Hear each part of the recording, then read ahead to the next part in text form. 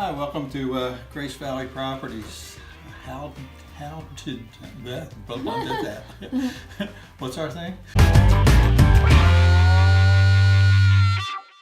Hey, good afternoon. Welcome to Grace Valley Properties how-to videos.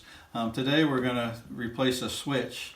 A lot of times when you do some remodeling or repainting even, you'll notice that your switches and receptacles just don't look as shiny as the new paint you put on. So that might be a good reason to replace switches and receptacles. I'm sure this is a collector's item that you can't buy anywhere anymore. Some of you are probably saying, well, that's a good thing. So we get this last screw loose without losing it. Put our ceramic cover down, and then we have our switch in here. This is going to help me take these screws out a lot quicker. I'll get on here and back these screws right out like that. Pull these out. We don't have a lot of slack in these wires. This is the switch I'm going to put in, and as you can see, it has screws on the side to put wires on, but it also has little holes in the back where you can strip a wire and push it right in that little hole. You're always going to want to strip your wires and wrap them around the screws that are on the side for a nice safe connection. We're going to take the rest of this switch apart. So we'll get that off, and then we'll get that ground off of there like that. We have our white wire that has a nice twist in it like you saw, and our black wire just has a little nub sticking out on the end there.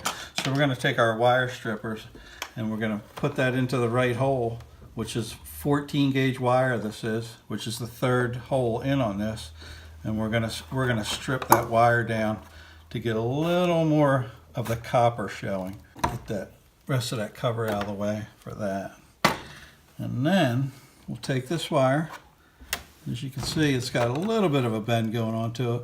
We'll give it a little more bend with our wire to bring that around just like that, so that we can get that ready to put on our screw. You put these wires on so that they wrap around in clockwise position, so that as you tighten your screw, the wire gets tighter on the screw.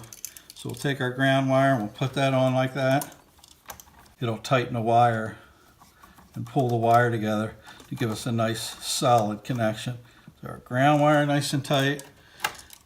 And then this is a line coming in from our ceiling light and a line going back to our ceiling light.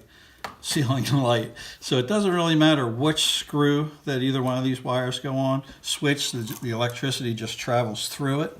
Get our white wire on there, like you see, just like that.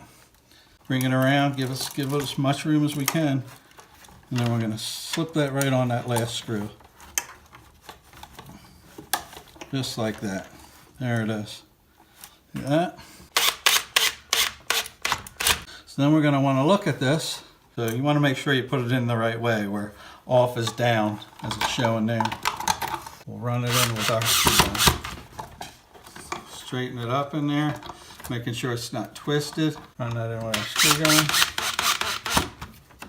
So we'll put that there and we'll line that up.